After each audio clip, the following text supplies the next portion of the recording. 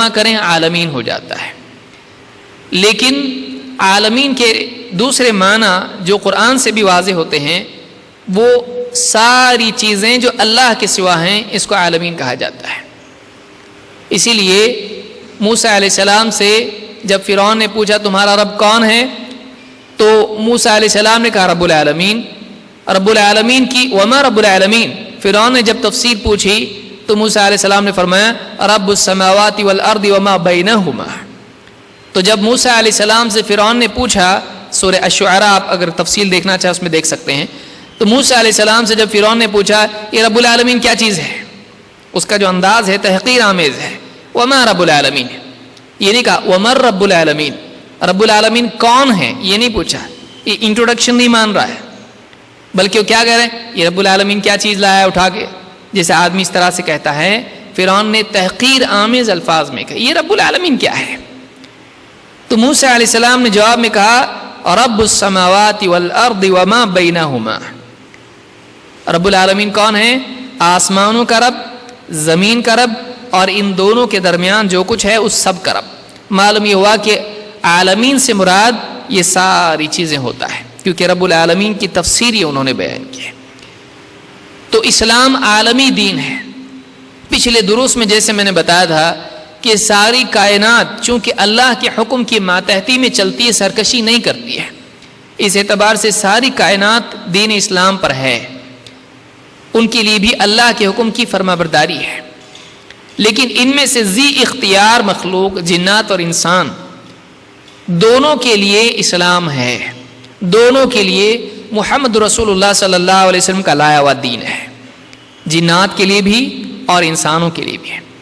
اور انسانوں میں سے بھی کسی خاص علاقے کے انسانوں کے لیے نہیں بلکہ ساری دنیا کے انسانوں کے لیے ہے. چاہے وہ کسی بھی ملک میں بستے ہوں، چاہے وہ کوئی بھی زبان بولتے ہوں، چاہے امیر و غریب ہوں، چاہے کسی بھی علاقے کے رہنے والے ہوں. ہر دور اور ہر علاقے کے اعتبار سے مسلمانوں کے لیے بھی اور غیر مسلموں کے لیے بھی اسلام ہے. لہٰذا اس کی 3 مثالیں میں ضروری سمجھتا ہوں اگر آپ آسانی سے کسی کو سمجھا سکیں تو یہ بتا سکتے ہیں. نمبر 1، ہمارا رب، ہمارا معبود ہمارا نہیں ہے وہ صرف، بلکہ وہ کس کا ہے؟ سب کا ہے. وہ سب کا رب ہے. اللہ رب العالمین نے مسلمانوں کو جو دعا سکھلائی اس میں ان کی ذہنیت کی اصلاح کی ہے کہ وہ اس بات کو یاد رکھیں کہ جس رب کو ہم مانتے ہیں وہ صرف ہمارا نہیں ہے بلکہ کس کا ہے؟ سارے عالمین کا ہے.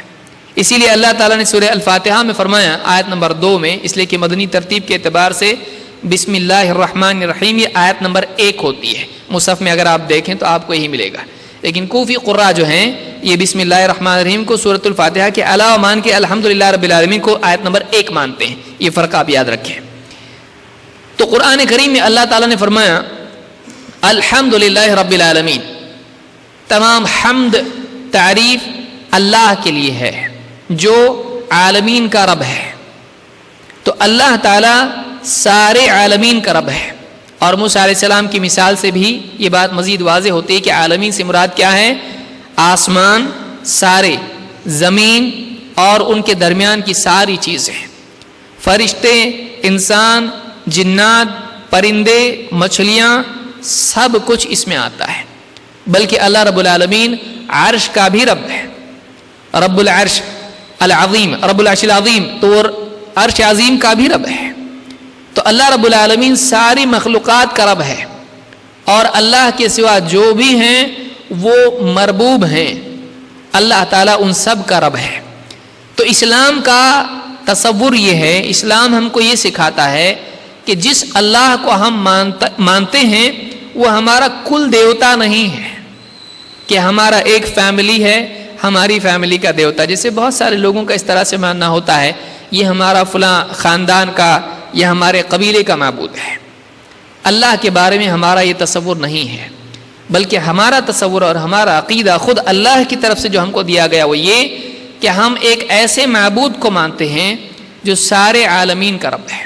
یعنی ایسا نہیں ہے ہوائیں کسی اور کے ڈپارٹمنٹ ہے، بارش کسی اور کا ڈپارٹمنٹ، آگ کوئی اور اس کا رب، اور سمندر کسی اور کے اور آسمان کسی اور کا، سورج کسی اور کا نہیں، بلکہ ایک ایسی ذات جو ان تمام چیزوں کی مالک ہے اور ان تمام چیزوں کو چلانے والا ہے. جیسا چاہے حکم دے اسی کا حکم چلتا ہے. آسمان میں بھی اس کا حکم چلتا ہے، زمین میں بھی اس کا حکم چلتا ہے، سمندروں میں بھی اس کا حکم چلتا ہے، اور ان کے درمیان جتنی بادل ہوں یا پرندے ہوں یا جو بھی ہو، ان تمام چیزوں میں اللہ کا حکم چلتا ہے. یہ جو ہمارا آسمان ہے یہ نچلا آسمان ہے. یہ جو ساری یونیورس ہے، کائنات کتنی بڑی ہے. اب سائنسدانوں سے آپ پوچھیں گے زیادہ تفصیل سے آپ کو بتائیں گے. ان کا کہنا یہ کہ آج تک ہم جو دریافت کر چکے ہیں کائنات کو، یونیورس کو، وہ زیادہ سے زیادہ 3% ہے، 3% ہے، 3%، 100 میں سے 3، اور باقی جو ہے ہم سے چھپا ہوا ہے.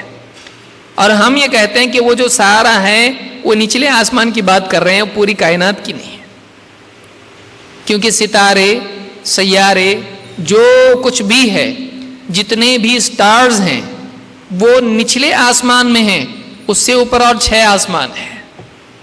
تو یہ جو ساری کائنات جس کو سائنسداں کائنات مانتے ہیں وہ ہمارا نچلا آسمان ہے، یعنی پہلا آسمان.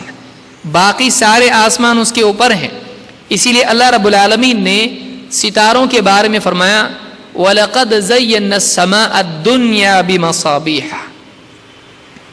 ہم نے سماء الدنیا، وَلَقَدْ زَيَّنَّا السَّمَاءَ الدُّنْيَا، السماء الدنیا دونوں میں الارا لام جو تعریف ہوتا ہے، الف لام.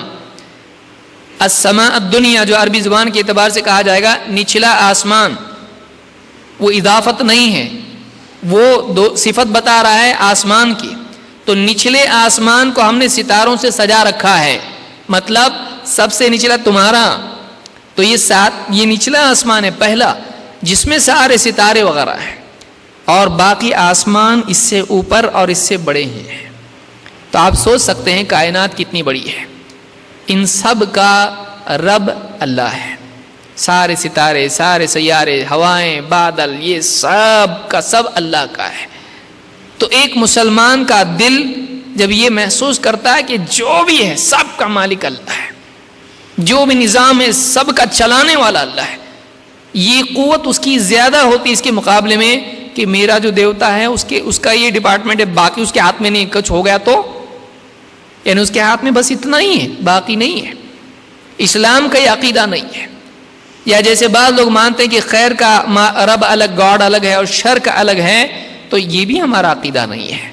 ہم یہ مانتے ہیں کہ جو بھی ہوتا ہے وہ اللہ کی مرضی سے ہوتا ہے، اللہ ہونے دیتا ہے، ہوتا ہے. اللہ کا دخل کائنات میں ہر آن ہوتا ہے. کل یوم ہوا فی شأن، ہر دن وہ ایک شان میں ہے، ہر حال میں وہ کائنات کی نگرانی کرتا رہتا ہے. ایک لمحہ بھی ایسا نہیں جس میں اللہ کی نگرانی سے کائنات نکل جائے. تو اللہ رب العالمین ساری کائنات کا رب ہے. ہم ایسے اللہ کو مانتے ہیں. تو ہمارا گاڈ بھی، ہمارا معبود بھی یونیورسل ہے، انٹرنیشنل ہے، سب کا ہے، کسی خاص علاقے کا نہیں ہے.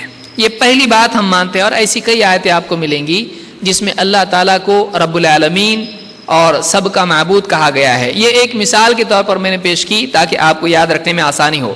اور ہم کو سورۃ الفاتحہ میں ہر نماز میں پڑھنا پڑتا ہے تاکہ ہم کو یاد رہے ہمارا رب ہمارا اپنا کاپی رائٹ کچھ ایسا نہیں ہے، بلکہ ہمارا رب سب کا ہے. ہمارا رب سب کا ہے، وہ ان کا بھی ہے. کیوں؟ اس لیے کہ صرف ہم کو رزق نہیں دیتا ہے بلکہ وہ دوسروں کو بھی رزق دیتا ہے، وہ جانوروں کو بھی رزق دیتا ہے. جو اللہ کو گالی دیتے ہیں نعوذ باللہ، وہ ان کو بھی رزق دیتا ہے. وہ ان کا بھی رب ہے. وہ بھی اللہ کے قانون سے فرار اختیار نہیں کر سکتے ہیں. ان کا جسم، ان کا وجود اللہ ہی کے تابع ہے. جب چاہے وہ اللہ پیدا کرے، جب چاہے اللہ ان کو موت دے، جس حال میں چاہے اللہ ان کو رکھے، وہ بھی اللہ کے قانون کے تحت ہیں. اللہ ان کا بھی رب ہے. وہ مانے نہ مانے، وہ نہ مانے، لیکن اللہ تعالیٰ ہی ان کا رب ہے. تو یہ ہوا معبود کے اعتبار سے. اس کے بالعکس اگر آپ بائبل دیکھیں، تھوڑا بہت میں لے رہا ہوں تاکہ لوگوں کو آج عالمی دین جس کو مانا جاتا ہے کرسچینٹی، عیسائیت کے اعتبار سے آپ دیکھیں، جو یہ مانتے ہیں کہ وہ پورے دنیا کے اعتبار سے یہ دین ہے، اس میں عالمیت اصلاً اس کی کتاب میں نہیں ہے، بلکہ یہ لوگوں نے اپنی طرف سے بتایا ہے کہ یہ سارے عالم کے لیے ہے، لیکن اصلاً اگر آپ سورسز دیکھیں کرسچینٹی ساری عالمی دین نہیں ہے۔ مثال کے طور پر خود عیسائیت میں نیو ٹیسٹمنٹ میں لکھا ہوا ہے praise be to the lord the god of Israel, تعریف ہے کسی، اب میں نے سورہ فاتحہ پڑھی تھی، اللہ کی تعریف ہے، تمام تعریف اللہ کے لیے جو کیا ہے، مسلمانوں کا رب ہے۔ ایسا تھا اس میں؟ نہیں، اس میں کیا تھا، تمام تعریف اللہ کے لیے ہے جو عربوں کا رب ہے؟ نہیں، بلکہ تمام تعریف اللہ کے لیے ہے جو عالمین کا رب ہے۔ لیکن اس کے بالمقابل اگر آپ نیو ٹیسٹمنٹ دیکھ، نیو ٹیسٹمنٹ جس کو عیسائی انجیل مانتے، وہ انجیل نہیں ہے، وہ مانتے ہیں اس کو، اس میں لکھا ہوا ہے کہ تعریف ہے رب کے لیے، مالک کے لیے، جو کیا ہے، دا گاڈ آف اسرائیل، اسرائیلیوں کا، یہودیوں کا معبود ہے، حالانکہ وہ معبود اسلامی اعتبار سے کس کا ہے، سب کا ہے۔ اسی طرح سے آپ دیکھیں گے کہ محمد صلی اللہ علیہ وسلم رسالت کے اعتبار سے کس کے لیے ہیں، خالی عربوں کے لیے ہیں، خالی مسلمانوں کے لیے ہیں، کس کے لیے ہیں؟ اللہ کے رسول صلی اللہ علیہ وسلم کے بارے میں اللہ تعالیٰ فرماتا ہے وَمَا أَرْسَلْنَاكَ، اے نبی ہم نے آپ کو اگر بھیجا ہے، وَمَا أَرْسَلْنَاكَ إِلَّا كَافَةً لِلنَّاسِ بَشِيرًا وَنَذِيرًا، اے نبی ہم نے آپ کو بھیجا ہے تو ساری انسانیت کے لیے، کافہ سب کے سب، کافہ سب کے سب، کافۃ للناس سارے کے سارے لوگوں کے لیے ہم نے آپ کو بھیجا ہے، ارسلناک، اے نبی ہم نے سارے لوگوں کے لیے آپ کو بھیجا ہے، کیا بنا کے، بشیرن خوشخبری دینے والا، ونذیرا خبردار کرنے والا ہے۔ انسانی زندگی میں دو چیزیں ہوتی ہیں، ایک خیر ایک شر۔ خیر اور شر دنیوی اعتبار سے بھی ہوتی ہے اور آخرت کے اعتبار سے بھی ہوتی ہے۔ اللہ کی طرف سے آنے والے رسول لوگوں کو خیر کی ترغیب دیتے ہیں کہ خیر حاصل کرنے کا راستہ اپناؤ، اور شر سے ڈراتے ہیں، برائی سے اور برائی کے برے انجام سے ڈراتے ہیں کہ برا مت کرو تاکہ تمہارا نقصان نہ ہو۔ تو محمد صلی اللہ علیہ وسلم کو اللہ تعالیٰ نے بشیر اور نذیر بنا کر بھیجا، خوشخبری سنانے والا اور برائیوں سے، برے انجام سے خبردار کرنے والا۔ لیکن کس کے لیے بھیجا؟ الا کافۃ للناس سارے لوگوں کے لیے، ولکن اکثر الناس لا یعلمون لیکن لوگوں کی اکثریت اس بات کو نہیں جانتی، خود مسلمان نہیں جانتے۔ ہمارے نبی ہمارے رسول ٹھیک ہے، لیکن وہ یہ ماننے لگتا ہمارے ہیں تمہارے نہیں، جیسے کوئی لے کے ان سے چھینے گا نبی صلی اللہ علیہ وسلم کو، بولے ہمارے نبی ہیں وہ۔ حالانکہ اس کو یہ جاننا چاہیے، ٹھیک ہے محبت سے بول رہے ہیں ہمارے نبی، لیکن یہ سب کے لیے نبی بنا کر بھیجے گئے ہیں، اور مسلمان خود نبی کریم صلی اللہ علیہ وسلم کا پیغام دوسروں کو نہیں پہنچا رہا ہے، کیونکہ اس کے ذہن میں ہے ہی نہیں کہ دوسروں کے لیے بھی ہے، بلکہ خود بھی اس کی اپنی زندگی میں نبی صلی اللہ علیہ وسلم کا دین کما حقہ نہیں ہے جیسا ہونا چاہیے تھا۔ تو اللہ نے اس آیت میں بھی فرمایا کہ اے نبی ہم نے آپ کو ساری انسانیت کے لیے خوشخبری سنانے والا اور خبردار کرنے والا بنا کر بھیجا ہے، لیکن لوگوں کی اکثریت اس بات کو جانتی نہیں ہے۔ آج بھی اس دور میں بھی نبی کریم صلی اللہ علیہ وسلم کے بارے میں کتنے غیر مسلم یہ جانتے ہوں گے کہ آپ کو ساری انسانیت کے لیے بھیجا گیا ہے؟ نہیں، خود مسلمانوں میں کتنے کو معلوم ہے کہ ہمارے نبی صلی اللہ علیہ وسلم صرف ہمارے نہیں ہیں بلکہ سب کے لیے نبی اور رسول بنا کر بھیجے گئے ہیں۔ یہ سورہ سبا کی آیت نمبر 28 ہے۔ تو اسلام میں اللہ سب کا رب ہے، عالمین کا۔ محمد صلی اللہ علیہ وسلم سارے لوگوں کے لیے نبی اور رسول بنا کر بھیجے گئے، صرف عربوں کے لیے، صرف مسلمانوں کے لیے نہیں۔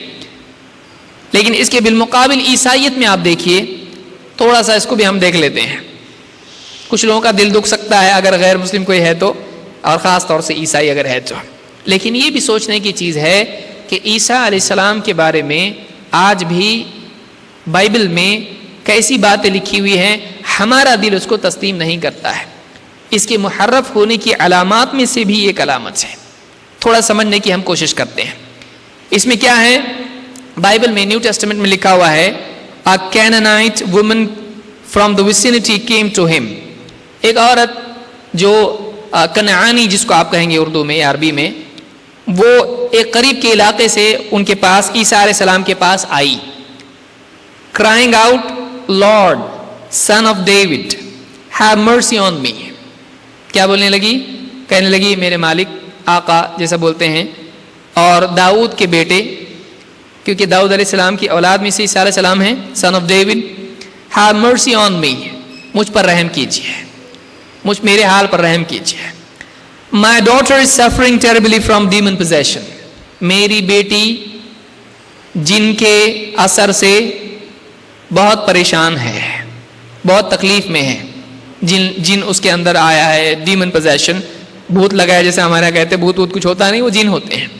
تو میری بیٹی جن کے اثر سے بہت پریشان ہے، تکلیف میں ہے. سفرنگ ٹیریبلی، بہت زیادہ تکلیف میں ہے. تو مطلب آپ اس کا علاج کرو، اس کو آزاد کرو اس سے. Jesus did not answer a word. عیسیٰ علیہ السلام نے، جیزس، وہ لوگ جیزس کہتے ہیں، Jesus did not answer a word. عیسیٰ علیہ السلام نے ایک لفظ بھی نہیں جواب میں کہا. اس کے جواب میں، اس کی گزارش التجا کے جواب میں عیسیٰ علیہ السلام نے ایک لفظ بھی نہیں کہا. So his disciples came to him and urged him. یہ دیکھ کر عیسیٰ علیہ السلام کے حواریین، جیسے نبی صلی اللہ علیہ وسلم کے صحابہ تھے، جیزس کے ڈسائپلس وہ لوگ کہتے ہیں، وہ ان کے پاس آئے، عیسیٰ علیہ السلام کے پاس، اور ان سے گزارش کرنے لگے، گڑ گڑانے لگے، التجا کرنے لگے. Send her away, for she keeps crying out after us. کیا کہنے لگے؟ واپس بھیج دو اس کو، بہت پیچھا پکڑ رکھا ہے اس نے ہمارا، چلاتی ہے. یعنی عیسیٰ علیہ السلام سے کیا کہنے لگے؟ اس کو بھگا دو یہاں سے، ناک میں دم کر دیا اس نے، بار بار چیخ کے ہم سے مدد مانگ رہی ہے. He answered. عیسیٰ علیہ السلام نے کیا جواب دیا سنیے، یہ بائبل میں ہے. عیسیٰ علیہ السلام نے کہا I was sent only to the lost sheep of Israel. میں صرف بنی اسرائیل کی بھٹکی ہوئی بھیڑوں کے لیے بھیجا گیا ہوں. بھیڑ بھیڑیے نہیں، وہ بھیڑیے ہیں ویسے دیکھا جائے تو، اللہ رحم فرمائے، لیکن بھیڑ الگ ہوتا ہے، بھیڑیا الگ ہوتا ہے. بھیڑ جو دمبا ہوتا ہے بکری کی طرح جس میں سے اون نکالا جاتا ہے، اس کو بھیڑ کہتے ہیں. شیپ، جسے ہمارے کہا جاتا ہے نا بھیڑ کی کھال میں بھیڑیا، تو آج وہی کہا جا سکتا ہے. بہرحال اللہ ہدایت دے ان لوگوں کو اور امت کو محفوظ رکھے ان کی شرارتوں سے. I was sent only to the lost sheep of Israel. میں بنی اسرائیل کی بھٹکی ہوئی بھیڑوں کے لیے ہی بھیجا گیا ہوں. یعنی میں صرف اور صرف بنی اسرائیل کے لیے بھیجا گیا ہوں، دوسروں کے لیے نہیں. یہ کس کا سٹیٹمنٹ ہے؟ آج بھی بائبل میں ہے، اور اس کی تصدیق خود قرآن کرتا ہے. سورہ صف آپ کھول کے دیکھیں، عیسیٰ علیہ السلام کا خود جملہ ہے، وَرَسُولًا إِلَى بَنِي إِسْرَائِيل، وَرَسُولًا إِلَى بَنِي إِسْرَائِيل، سورہ صف میں ہے. اللہ نے کہا، دیکھیے کتنا بالکل پرفیکٹ بات ہے کہ وَرَسُولًا إِلَى بَنِي إِسْرَائِيل، یعنی عیسیٰ علیہ السلام کہہ رہے ہیں میں بنی اسرائیل کی طرف رسول بنا کر بھیجا گیا ہوں، سارے عالم کے لیے نہیں. بڑے افسوس کی بات یہ ہے کہ وہ سارے عالم کے لیے نہیں تھے، لیکن ان کے ماننے والے سارے عالم میں ان کی دعوت لے کر پھیل گئے. اور ہمارے نبی جو سارے عالم کے نبی ہیں، لیکن مسلمان ان کے ماننے والے اور فخر کرنے والے یہ سارے عالم میں نبی صلی اللہ علیہ وسلم کی دعوت لے کے نہیں پھیلے. کتنے افسوس کی بات ہے، جبکہ ذمہ داری تھی، ان پہ ذمہ داری نہیں تھی. انہوں نے سارے عالم میں کہاں افریقہ میں گئے، افریقہ میں کپڑے پہننے کو نہیں ان کے، لیکن ہاتھ میں بائبل ہے، کراس گلے میں ملے گا اس کے. ایک دم جنگلی آدمی، بس چلے تو آدمی بھی مار کے کھا جائے، لیکن اس کے گلے میں کیا ملے گا؟ Cross, Jesus. لیکن ہمارے مسلمان اپنے آس پاس کی قوموں میں بھی اسلام کا صحیح تعارف نہیں کروا پائے. بہرحال تو عیسیٰ علیہ السلام نے کہا I was sent only to the lost sheep of Israel. میں صرف بنی اسرائیل کی بھٹکی ہوئی بھیڑوں کے لیے بھیجا گیا ہوں. The woman came and knelt before him. وہ عورت قریب آئی اور گھٹنوں کے بل بیٹھ گئی، جیسے ایک انسان گڑ گڑاتے ہوئے گھٹنوں کے بل بیٹھ جاتا ہے، اور جھک کے اس نے کہا Lord help me. مالک، آقا میری مدد کیجیے. She said. He replied. انہوں نے کیا جواب دیا؟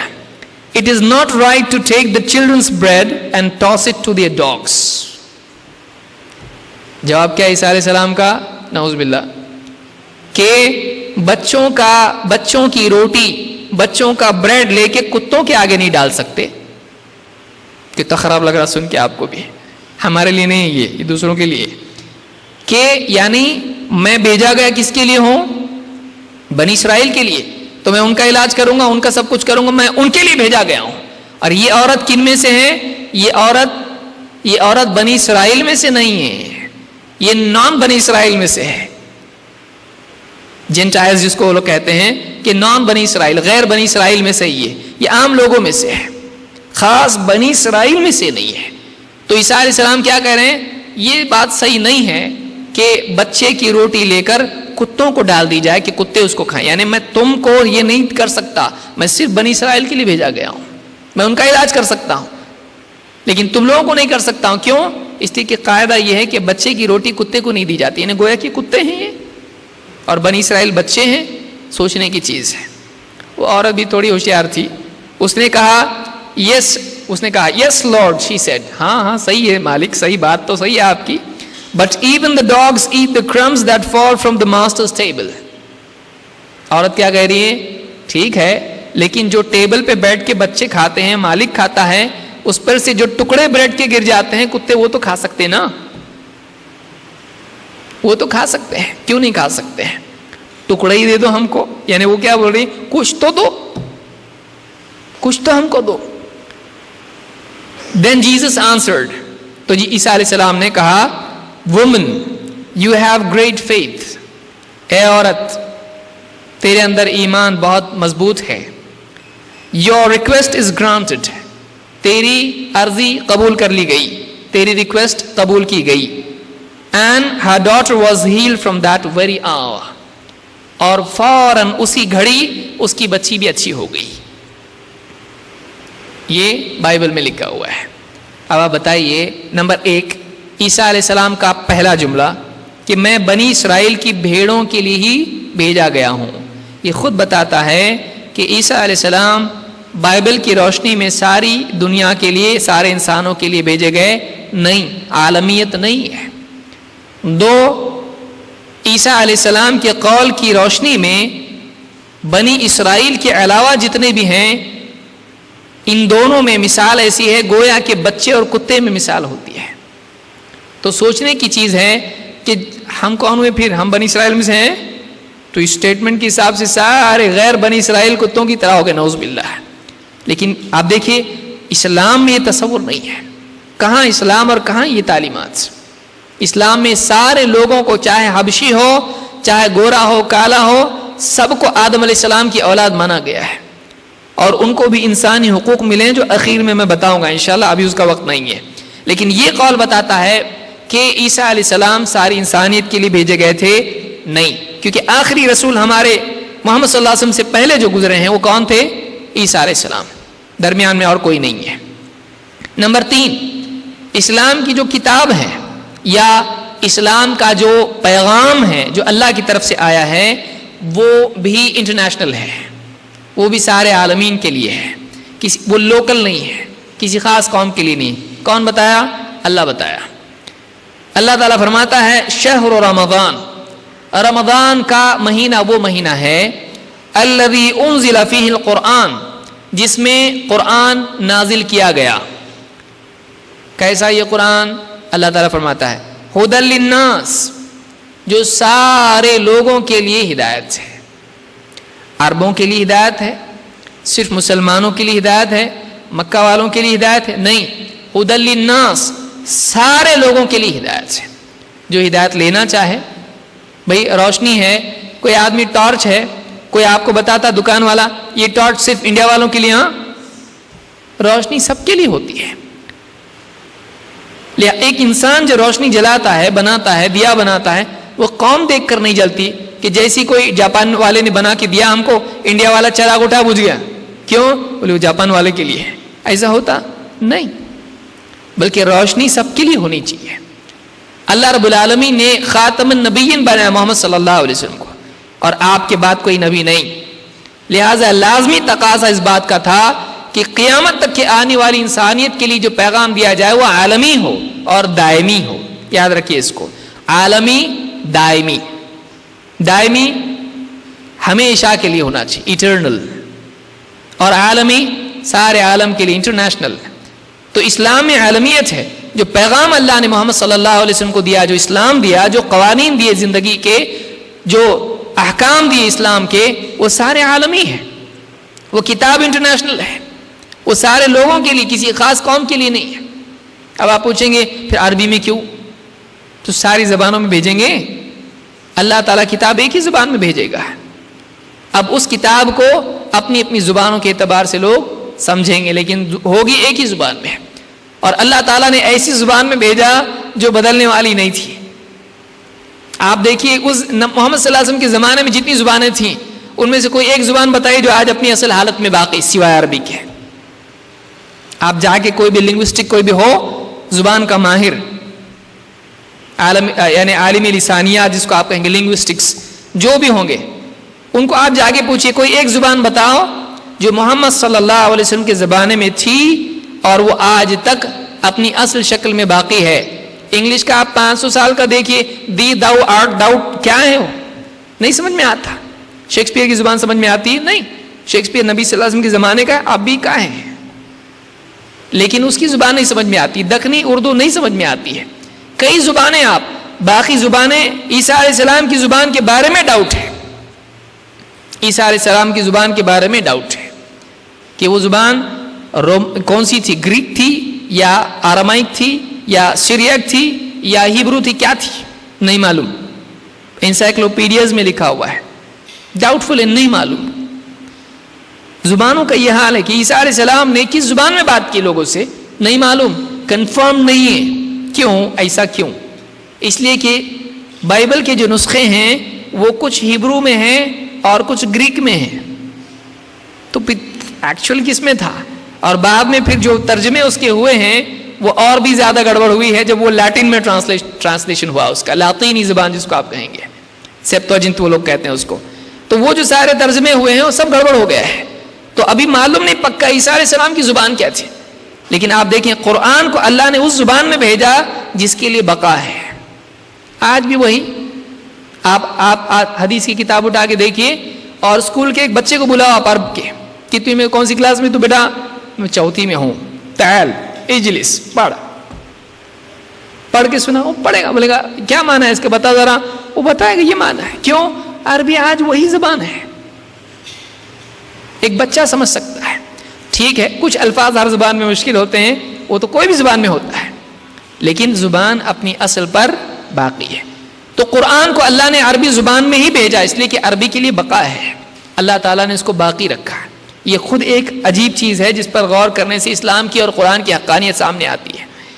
تو اللہ نے فرمایا کہ ہدی للناس, قرآن سارے لوگوں کے لیے ہدایت ہے. ہدایت گائیڈنس, رہبری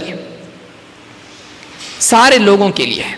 امیر غریب, گورا کالا, چینی جاپانی, افریقی, یورپی, عرب, عجم, سب کے لیے. سائنسداں, ان پڑھ, کوئی بھی ہو, سب کے لیے ہے. قرآن کا آج یعنی حال یہ ہے کہ قرآن کو زمانے کی تبدیلیاں تبدیل نہیں کر سکی ہیں, نہ متن کے اعتبار سے نہ تعلیمات کے اعتبار سے. قرآن کی کوئی تعلیم آؤٹ ڈیٹڈ نہیں ہے, کوئی تعلیم نہیں ہے. مثال کے طور پر میں ایک چھوٹی سی مثال دوں گا, اب آگے بات بڑھ جائے گی بہت. آپ دیکھیے کہ قرآن نے ایک مثال کے طور پر زنا کی سزا مقرر کی ہے جس میں سے اگر شادی شدہ زنا کرے تو اس کو قتل کیا جائے گا, اور جان کے بدلے جان ہے, قتل ہے. لیکن آپ دیکھیں گے کہ پچھلے کچھ سالوں میں ایک ہوا چلی تھی, کیا ایک آدمی نے دوسرے کو مارا, اس کو بھی آپ مارتے, اس کی جان لینے سے کیا ملنے والا آپ کو؟ یا ایک آدمی زانی ہے, زنا اس نے کیا, اس کو آپ قتل کی سزا دے رہے ایک دم ڈائریکٹ, اس کی جان ہے کہ نہیں کچھ, ٹھیک ہے شہوت میں آ کے کیا اس نے کچھ. ایک زمانہ ایسا گزرا جس میں لوگ ہمدردی والے بہت زیادہ تھے, لیکن اب حال میں اس نرم قانون کی وجہ سے, زنا کا قانون یا قتل کا قانون, اس نرمی کی وجہ سے, لینینسی کی وجہ سے ماحول اتنا بگڑ گیا کہ جرم بڑھ گیا. سزا کیوں ہوتی بھائی؟ جج کا غصہ نکالنے کے لیے کہ بیوی سے جھگڑا کر کے مارو اس کو، ڈال دو جیل میں اس کو. جج کا غصہ نکالنے کے لیے سزا ہے. سزا سماج سے گناہ کو روکنے کے لیے ہے. وہ ڈیٹرنٹ ہونا چاہیے، وہ ایک روک ہونا چاہیے گناہ کے لیے. قانون کا مقصد یہ ہے، سزا کا مقصد یہ. حدود کی وجہ کیا ہے؟ جب آپ سزا ایسی دیں گے کہ جس سے جرم سماج کا ختم نہیں ہوتا ہے تو پھر جرم بڑھے گا. اس کے بعد نرم سزا کی وجہ سے ایک مجرم کو آپ بچائیں گے، لیکن اس ایک مجرم کو بچانے کی وجہ سے کئی معصوموں کی زندگی برباد کرنے کا دروازہ آپ کھول دیں گے.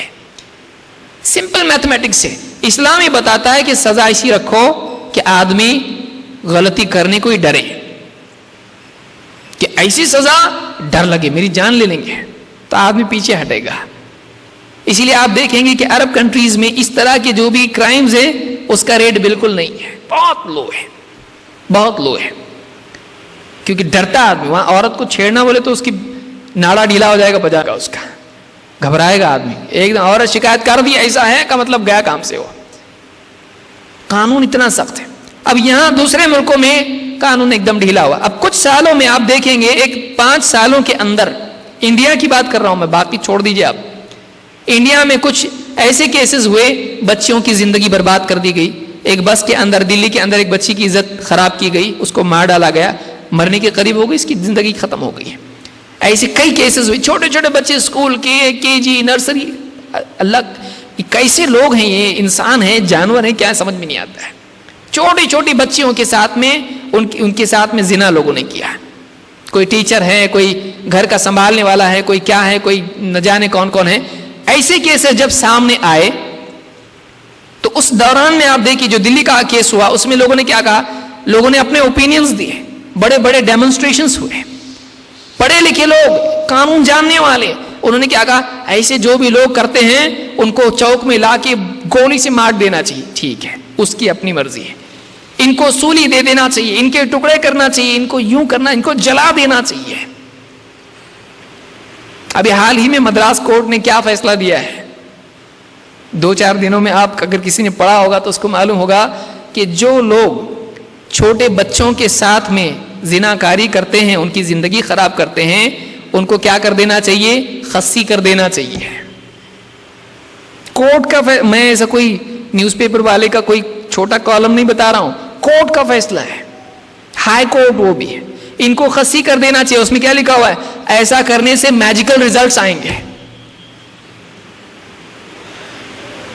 اب سمجھ میں آ رہا ہے کہ نرم قانون سماج میں جرم کو بڑھاتا ہے، اور سخت قانون باربیرک نہیں ہے.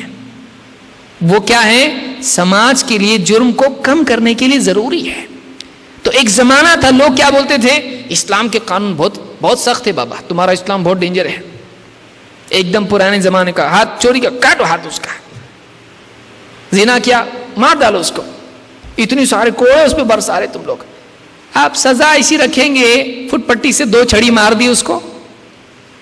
آپ ایسی سزا رکھیں گے زنا کی، اتنے دن جیل میں جائے اور جیل میں سے جانے کے بعد آئے تو بھائی بن جائے، سب لوگ اس کو بھائی السلام علیکم. کیوں بھائی بن کے آئے، ایک دم جیل میں سے جا کے آئے، کنیکشن سب جڑا کے آئے اوپر تک.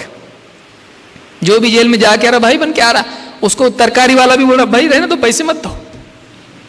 یہی ہوتا ہے نا ہمارے یہاں. یعنی ایک آدمی جیل میں جا کے آیا، مرڈر کیا اس نے، اب وہ جب جیل میں جا کے آ رہا ہے، قانون ہمارا لینینٹ ہے، آدمی چھوٹ کے آ گیا باہر، اس کے اپنے اپنے جو بھی معاملات تھے کر کے راستے نکال کے باہر آ گیا. وہ قانون نرم ہے ہمارا، ہم نے اس کے لیے نرمی برتی. وہ بھی انسان ہے نا، اس کا بھی سوچو. اب اس کے نتیجے میں کیا ہوا، پورا سماج کو ڈر کے جینا پڑ رہا. وہ ڈر کے جی رہا نہیں، پورا سماج اس سے ڈر رہا. تو آپ ایسا کیوں کیے؟ قرآن ساری انسانیت کے لیے ہدایت ہے، اور قرآن کے قانون جو اس زمانے میں تھے آج بھی اپلیکیبل ہے. آج واپس دنیا گھوم کے ادھر آ رہی. سختی ہونا چاہیے سزا میں. آپ سمجھ میں آیا نا، آئے نا، دیر سے آئے درست آئے. دن کا صبح کا بھولا شام کو واپس آئے، اس کو کیا بولتے، بھولا بولتے نہیں بولتے اس کو، بھولا لیکن واپس آیا. تو دن بھر بھولا تھا تو اب نہیں بھولا، اب رستے پہ گھر پہ برابر آیا. تو آج قوم انسانیت واپس لوٹ کے آ رہی ہے اسی طرف. اس لیے مسلمانوں کو زمانے کے ساتھ بہنا نہیں چاہیے، بلکہ مسلمانوں کو اس بات کا اعتماد رکھنا چاہیے ہمارا اسلام صحیح ہے۔ لوگ اگر کوئی ایک دوسری بات کر رہے ہوں کیا تمہارے اسلام میں ایسا، تو ہم کو گلٹی فیل نہیں کرنا چاہیے۔ یہ ہمارے ایمان کی کمزوری کی علامت ہے کہ اسلام پر کوئی اعتراض کرتا ہے تو ہم اندر سے سوچیں اپنا اسلام میں ایسا کئی کو ہے، اپنا اسلام ایسا کیوں؟ یہ ہمارے ایمان کی خرابی کی علامت ہے۔ ہم کو یہ بولنا چاہیے نہیں ہمارے اسلام میں ایسا ہے، ہم کو یقین ہے کہ اسی میں خیر ہے، ہم کو سمجھے تو بھی نہیں سمجھے تو بھی۔ لہذا قرآن سارے عالمین کے لیے ہے۔ اللہ نے فرمایا ہدی للناس، یہ ساری انسانیت کے لیے ہدایت ہے۔ وبینات من الہدی والفرقان، وبینات من الہدی والفرقان، اور اس قرآن میں ہدایت اور فرقان کی واضح دلیلیں ہیں۔ ہدایت کی واضح دلیلیں ہیں اور فرقان کی واضح دلیلیں ہیں، دونوں میں فرق ہے۔ قرآن کے بارے میں بہت عمدہ جملہ اللہ نے کہا ہے جس کو غور کرنے کی ضرورت ہے۔ ابن تیمیہ رحمۃ اللہ علیہ نے اس کو کتاب النبوات میں سمجھایا ہے۔ النبوات کہتے ہیں ہدی للناس، سارے لوگوں کے لیے ہدایت ہے، تو ہدایت بتا دیا نا، اور کچھ بولنے کی ضرورت ہے؟ اور آگے کہا ہدی للناس وبینات من الہدی والفرقان، اور کہا کہ ہدایت کی دلیلیں اور فرقان کی دلیلیں بھی اس میں ہیں۔ تو ہدایت تو ہے ہی ہے، لیکن ہدایت کی بینات اس میں ہے، یعنی ایک آدمی راستے پر چل رہا ہے، اس راستے پر وہ چل رہا ہے یہ مان کے کہ صحیح راستہ ہے، لیکن اس کے لیے یقین کی قوت اس کو ہر قدم پہ ملتی رہے، تو اس کی دلیلیں خود قرآن کے بتائے ہوئے راستے میں ہے۔ جس قدر وہ اس راستے پر چلتا جائے گا، اس کی ہدایت کو لیتا جائے گا، اس کو یقین بڑھتا چلا جائے گا، دلیلیں اس کو ملتی چلی جائیں گی اس راستے پہ کہ واقعی یہ راستہ صحیح ہے۔ دو، فرقان کی دلیلیں اس میں ہیں۔ فرقان فرق کرنے والی چیز، ڈفرینشیٹ کرنے والی چیز، ڈسٹنگوش کرنے والی چیز۔ زندگی میں اکثر ایسا موقع آتا ہے کہ آدمی کو سمجھ میں نہیں آتا، اتنے راستے آپس میں جڑے ہوئے ہوتے ہیں کہ جاؤں کہاں۔ ایسے وقت میں قرآن اس کی رہبری کرتا ہے کہ ان سارے راستوں میں سے یہ راستہ صحیح ہے اور یہی صحیح ہے، اس کی بھی دلیل دیتا ہے، اس کو اطمینان اس کو دیتا ہے۔ تو دوسرے گمراہی کے راستوں سے حق والے راستے کی تفریق کی دلیلیں اس میں ہیں۔ یہ راستہ صحیح ہے چلنے والے کے لیے، اس کی بھی دلیلیں ہیں۔ چلتے چلتے ایسا آ گیا اگر کہ یہاں جاؤں کہ وہاں جاؤں، ایسی سچویشن آئی تو اس کی بھی دلیل ہے کہ یہ صحیح ہے۔ لہذا قرآن کی رہبری خود رہبری تو ہے ہی ہے، وہ اس رہبری کی حقانیت کی دلیل بھی خود اس میں ہے۔ قرآن خود اپنی حق ہونے کی دلیل ہے، قرآن خود اس بات کی دلیل ہے کہ یہ حق ہے، خارجی دلیل کی اس کو ضرورت نہیں ہے۔ اسی لیے آپ دیکھیں گے عرب یہ سنتے تھے، قرآن سنتے تھے، سن کے ہی بولتے تھے یہ انسان کا کلام ہو ہی نہیں سکتا۔ کیوں؟ بہت دیکھ چکے تھے وہ شاعروں کا کلام، عربی زبان کی مہارت کے وہ خود اتنا زیادہ گہرائی کے ساتھ عربی جاننے والے تھے، اچھے اچھے شاعروں کو، ادبا کو اور بڑے بڑے مفکرین کو سن چکے تھے وہ لوگ۔ شعر بولنا ایسا تھا جیسے سانس لینا ان کے لیے ہے، لیکن جب قرآن سنتے تھے تو لگتا تھا نہیں یہ کچھ تو الگ ہے، یعنی قرآن کے لیے ان کو خارجی دلیل کی ضرورت نہیں تھی۔ قرآن کا اس کا قوت بیان، اس کا کلام کا نظم اور اس کی حقانیت، اس کی تأثیر، اس کی صداقت اور اس کے بتائے ہوئے اصول، اس کے مواد، مثالیں، واقعات اور نہ جانے کتنی چیز ہے، سب سن کے آدمی ایسا لگتا تھا کچھ تو الگ ہے، یہ کچھ تو الگ ہے۔ اس لیے جو بھی آپ صلی اللہ علیہ وسلم کے پاس آتا، بیٹھتا، اس کی باتیں آپ سنتے، اس کے بعد آپ کچھ نہیں کرتے تھے، آپ قرآن پڑھنا شروع کر دیتے تھے۔ قرآن سنا، دو میں سے ایک ہوتا تھا، یا تو کہتا تھا ہاتھ بڑھائیے میں آپ کے ہاتھ پہ بیعت کر کے مسلمان ہونا چاہتا ہوں، یا پھر وہ آدمی چپ چاپ اٹھتا تھا، اس کا سارا آرگیومنٹ، سارا اس کا پروسیجر زیرو ہو کے واپس چپ چاپ چلا جاتا تھا۔ دیکھنے والا بول سکتا تھا نہیں بھی مانا تو کچھ تو گڑبڑ ہوا اس کو۔ اسی لیے اللہ کے نبی صلی اللہ علیہ وسلم کی اس تأثیر کی وجہ سے کہ آپ کے پاس جانے والا آپ کی بات کو مان لیتا تھا، لوگ کہتے تھے یہ جادوگر ہے، اس کے بعد جو بھی جاتا ہے بدل جاتا ہے، جاتا ہے بدل جاتا ہے، یا تو اس کا ہو جاتا ہے یا پھر کچھ کام کا نہیں رہتا۔ یہ حال لوگوں کا تھا، آپ کو جادوگر کہتے تھے لوگ۔ یہ قرآن کی تاثیر تھی، یہ قرآن کی تاثیر تھی کہ وہ گونگے ہو جاتے تھے. عربوں کو گونگا کرنے والی صرف ایک کتاب تھی. عرب اپنے علاوہ دوسروں کو گونگا کہتے تھے. عجمی گونگے کہتے ہم عرب ہیں بولنے والے, باقی سب گونگے, ان کو نہیں آتا بولنا. لیکن عربوں کو گونگا کرنے والی صرف ایک کتاب تھی. وہ کون سی ہے؟ قرآن, جس کا جواب وہ نہیں لا سکے اتنے سالوں میں. 23 سال میں بار بار ان کو چیلنج کیا گیا, لاؤ ایسی کتاب, لاؤ ایسی کتاب, لاؤ ایسی ایک سورت, کچھ آیتیں تو لاؤ, 10 آیتیں لاؤ بھائی. لیکن وہ نہیں لا سکے. کیوں؟ ان کے بس کی بات نہیں تھی. ایسا کلام کیسا لانا ہم نے؟ کوشش کرنے والے بھی فیل ہو گئے, نہیں کر سکے. تو قرآن کریم وہ کتاب ہے جو اپنی حقانیت کی دلیل آپ ہیں, لیکن جدید دور میں, اس دور میں قرآن کے حق ہونے کے لیے خارجی چیزیں بھی جمع ہو چکی ہیں. قرآن کے حق ثابت ہونے کے لیے ایکسٹرنل ایویڈنسز بھی جمع ہو چکے ہیں, خارجی دلیلیں بھی جمع ہو چکی, سائنس کی دلیل, تاریخ کی دلیل, اور ہر اعتبار سے سماجی دلیل, اتنی ساری دلیلیں ہیں قرآن کے حق ہونے کی آج جمع ہو چکی ہے. تو یہ قرآن ہے جس کے بارے میں اللہ نے فرمایا ہدی للناس, یعنی اس میں امینڈمنٹ کی ضرورت نہیں ہے. قانونی اعتبار سے آپ دیکھیں گے ہوتا رہتا ہے کہ فلاں قانون میں یہ امینڈمنٹ, قرآن میں امینڈمنٹ کی ضرورت نہیں. کیوں؟ اس کو اس نے بھیجا ہے جو فیوچر کو بھی جانتا ہے, انسان کو جانتا ہے, انسان کی ضرورتوں کو جانتا ہے, سماج کو جانتا ہے, اس کی بیماری کو جانتا ہے, اس کے علاج کو جانتا ہے. تو یہ سب کچھ جاننے والے نے جب بھیجا ہے کا مطلب پرفیکٹ سولوشن یہ ہے. افسوس یہ کہ مسلمان آج پرفیکٹلی اس سے دور ہیں. افسوس یہ ہے کہ قرآن سے دور اگر ہیں تو خود مسلمان سب سے زیادہ ہے. اس سے زیادہ افسوس یہ ہے کہ مسلمانوں میں ایسے کئی لوگ ہیں جو خود پڑھے لکھے مانے جاتے ہیں اور دین کا مرجع مانے جاتے ہیں, لیکن ان کا خود کا کہنا ہے قرآن پڑھ رہا تو گمراہ ہو جائے گا, قرآن پڑھ رہا ہے گمراہ ہو جائے گا. اور قرآن نہیں پڑھ رہا, میں ناول پڑھ رہا, ہاں ٹھیک ہے, ناول پڑھے تو گمراہ نہیں ہوگا. اخبار پڑھ رہا گمراہ نہیں ہوگا, اسکول کی پڑھائی کر رہا گمراہ نہیں ہوگا, قرآن پڑھ رہا گمراہ ہو جائے گا. یہ آج مسلمان کا حال ہے. آپ بتائیے وہ قوم کیسی برباد نہیں ہوگی جو اللہ کی کتاب کو پس پش ڈالتے ہیں. اللہ کے نبی صلی اللہ علیہ وسلم خود فرماتے ہیں ان اللہ تعالی یرفع بهذا الكتاب اقواما ويضع به آخرین, اللہ تعالیٰ اس کتاب کے ذریعے سے بہتوں کو اونچا کرتا ہے اور بہتوں کو نیچا کر دیتا ہے. یہی وہ کتاب ہے جو عروج و زوال دونوں کی بنیاد اور سبب ہے.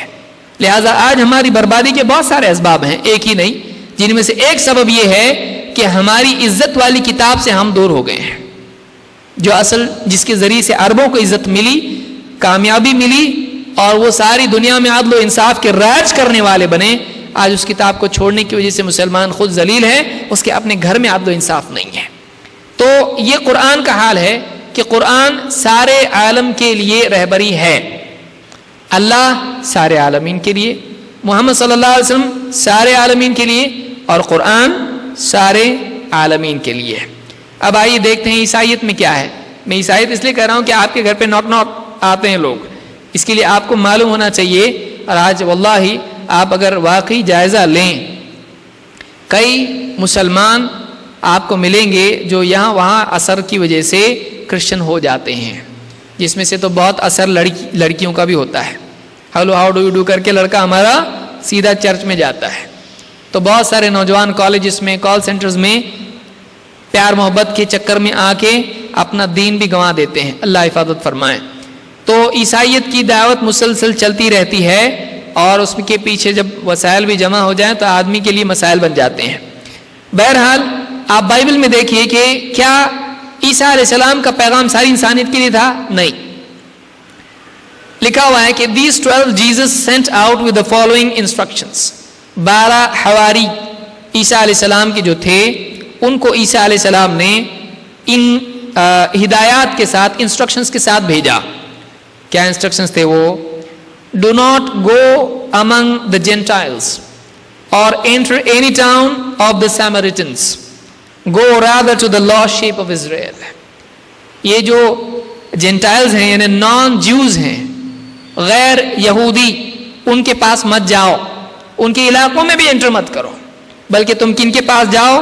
go rather to the lost sheep of Israel، اسرائیل کی بھولی بھٹکی بھیڑوں کے پاس جاؤ، یعنی بگڑے ہوئے یہودیوں کے پاس جاؤ جو اپنے اصل مقصد سے دور ہو چکے ہیں۔ As you go, proclaim this message: the kingdom of heaven has come near۔ جب تم ان کے پاس جاؤ، یہودیوں کے پاس، تو ان سے کہو اور ان کو یہ پیغام پہنچاؤ کہ آسمانی بادشاہت نزدیک ہے، آسمان کی بادشاہت نزدیک ہے۔ یہ آج بھی بائبل میں لکھا ہوا ہے، اور اس سے پہلے جو واقعہ میں نے ذکر کیا بائبل ہی سے، اس میں بھی یہ بات ہے۔ وہ لوگ خود مانتے اس بات کو کہ عیسیٰ علیہ السلام نے خود یہ کہا کہ میں بھولی بھٹکی بھیڑیں جو یہودیوں میں سے ہیں، اسرائیل میں سے ہیں، بنی اسرائیل میں سے، ان کے لیے بھیجا گیا ہوں۔ تو ہم یہ کہہ سکتے ہیں اللہ رب العالمین ہے، کسی خاص قوم کا نہیں۔ محمد صلی اللہ علیہ وسلم رحمت للعالمین ہے۔ اللہ نے کیا فرمایا؟ وما ارسلناک الا رحمت للعالمین۔ سورہ الانبیاء میں اللہ نے کہا اے نبی ہم نے آپ کو سارے عالمین کے لیے رحمت بنا کر بھیجا ہے، صرف عربوں کے لیے نہیں۔ کس کے لیے؟ سارے عالمین کے لیے ہے۔ تو نبی کریم صلی اللہ علیہ وسلم کی رحمت مقید نہیں ہے، محدود نہیں ہے، آپ کی رسالت محدود نہیں ہے، آپ سارے عالمین کے لیے نبی اور رسول بنا کر بھیجے گئے ہیں، رحمت للعالمین بنا کر بھیجے گئے ہیں۔ اور یہ قرآن کیا ہے؟ یہ ان ہوا الا ذکر للعالمین۔ قرآن کے بارے میں اللہ نے کیا فرمایا؟ ان ہوا الا ذکر للعالمین، یہ قرآن سارے عالمین کے لیے نصیحت ہے۔ رب العالمین، رحمت للعالمین، ذکر للعالمین، سب عالمین، سب کے لیے کس کے لیے ہے؟ سارے عالمین کے لیے ہے۔ تو یہ خود اسلام کی خوبی ہے کہ قوم و وطن، ملک و ملت کے اعتبار سے اسلام کا پیغام ریسٹرکٹڈ اور محدود نہیں ہے، بلکہ اسلام کی خوبی میں سے خوبی یہ ہے کہ اسلام کے اوریجنل ٹیکسٹ میں، دیکھیے باتیں کرنے والا اپنا فلسفہ بہت بنا سکتا ہے، کچھ بھی فلسفے کی بات نہیں ہے، لوگوں کی اپنی تشریحات کا معاملہ نہیں ہے کہ زبردستی توڑ مروڑ کے کچھ بھی بنایا جائے۔ خود اللہ کی کتاب میں یہ بات لکھی ہوئی ہے کہ اللہ رب العالمین ہے، محمد صلی اللہ علیہ وسلم رحمت للعالمین ہے، اور یہ قرآن ذکر، نصیحت، ذکر کے معنی یاد دہانی، نصیحت سارے عالمین کے لیے ہے۔ تو اسلام ایک عالمی دین ہے، یہ خود قرآن سے ہم کو معلوم ہوتا ہے۔ آئیے آگے بڑھتے ہیں۔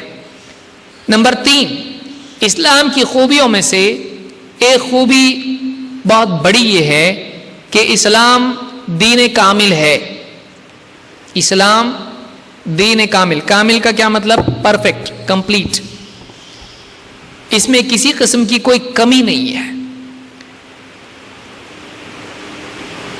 ایک بات جو پچھلا نقطہ ہمارا گیا اس میں ظاہر یہ بھی آ رہی ہے کہ آپ دیکھیے اسلام کی عالمیت اور عالمی دین ہونے کے اعتبار سے ایک ذہن میں ابھی بات آئی، اس لیے وہ بھی بتانا مناسب سمجھتا ہوں۔ اسلام کے علاوہ دوسرے دینوں کے نام آپ دیکھیے، بدھزم، گوتما بدھا، یہ جو نام ہے یہ کسی شخصیت، کسی علاقے یا کسی قوم کے اعتبار سے ہوتا ہے۔ دیگر ادیان آپ دیکھیں گے تو کوئی شخصیت، کوئی علاقہ یا کوئی قوم، مثلا بدھزم، گوتم بدھ، شخصیت کے اعتبار سے، جیسے کرسچینٹی، عیسائیت عیسیٰ علیہ السلام کے نام پر ہے۔ یا آپ کو ملے گا کوئی قوم، جوڈائزم، یہودی، یہودیت، یہود قوم ہے، ان کی قوم کے اعتبار سے نام۔ یا آپ دیکھیں گے جینزم، جین قوم کے اعتبار سے نام۔ یا آپ کو ملے گا علاقائی اعتبار سے، جیسے ہندوازم۔ تو یہ جو نام ہے یہ علاقائی نام ہے، ہندو ہند کی وجہ سے، اس وجہ سے آج نام پڑ گیا ہندوازم۔ لیکن اسلام کا جو نام ہے وہ کسی شخصیت کے اعتبار سے نہیں، کسی قوم، عربیزم کچھ ہے ایسا نہیں، مہاجرزم، انصارزم کچھ ایسا ہے، کچھ بھی نہیں ایسا۔ اسلام کو جو نام ہے نہ کسی محمدنزم، بکواس ہے کوئی اگر بولتا ہے تو اس طرح سے، بہت سارے لوگ کہتے ہیں محمدن ہے، یہ غلط ہے، اسلام میں ایسا نام ہمارا نہیں، دوسرا کوئی بولتا ہوگا۔ محمدنزم اسلام محمدنزم نہیں ہے، اسلام اسلام ہے، اسلام اسلام ہے۔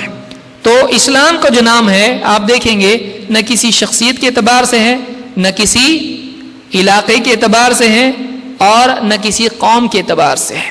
قومیت، علاقائیت، شخصیت سب سے پار ایک صفت اسلام میں ہے، فرما برداری، فرما برداری۔ اور دنیا کا کوئی بھی آدمی، گورا، کالا، غریب، امیر، کیسا بھی ہو، وہ اگر فرما برداری اپناتا ہے اسلام میں، اللہ اور اس کے رسول کی، مسلم، یعنی اوپن ٹو آل، یہ ایسا دین ہے، اس سے کسی قوم کا تعلق نہیں، کسی علاقے کا تعلق نہیں ہے، یہ محدود اور مقید نہیں ہے۔ بہرحال یہ بھی ایک نقطہ تھا جو مناسب میں نے سمجھا، بتا دوں۔ وقت ہے۔ نمبر 3، اسلام دین کامل ہے، یعنی اسلام میں زندگی کے تمام شعبوں سے متعلق رہبری کامل درجے میں موجود ہے۔ اسلام میں کامل درجے میں زندگی کے تمام شعبوں سے متعلق رہبری موجود ہے۔ آئیے دیکھتے ہیں وہ کیسے۔ اللہ تعالیٰ قرآن کریم میں خود فرماتا ہے، اليوم اکملت لکم دینکم واتممت علیکم نعمتی ورضیت لکم الاسلام دینا۔ یہ غلط ہے، حوالہ غلط ہے اس میں، اس سورہ فاتحہ نہیں، سورہ مائدہ کی آیت نمبر 3 ہے۔ اليوم اکملت لکم دینکم، اليوم آج، ٹوڈے، اکملت میں نے کامل کر دیا، لکم تمہارے لیے، دینکم تمہارے دین کو، واتممت اور تمام کر دی، علیکم تم پر، نعمتی اپنی نعمت، ورضیت اور میں راضی ہو گیا، لکم تمہارے لیے، الاسلام دینا اسلام کے دین ہونے پر۔ آج میں نے تمہارے دین کو